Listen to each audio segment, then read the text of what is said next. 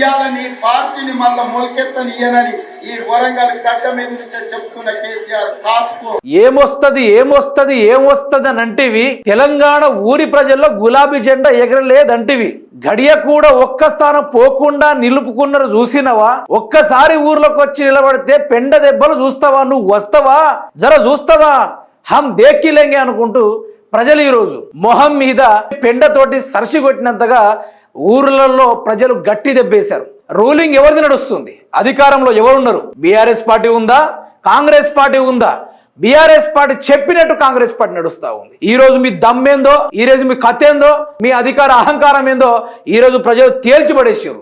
12,700కు పైగా గ్రామ పంచాయతీ అభ్యర్థులు నిలబడితే అందులో నుంచి అట్లీస్ట్ 10,000 స్థానాన్ని కూడా గెలుచుకోలేకపోయింది కాంగ్రెస్ ప్రభుత్వం.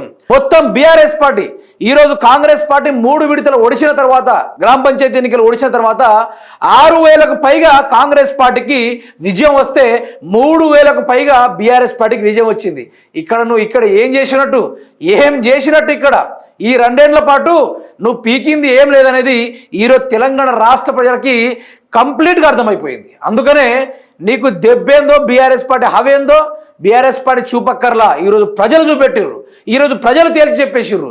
ఈరోజు ఎక్కడ పడితే అక్కడ ప్రజలు నిలదీసే కార్యక్రమాలు చేస్తూ ఉన్నారు.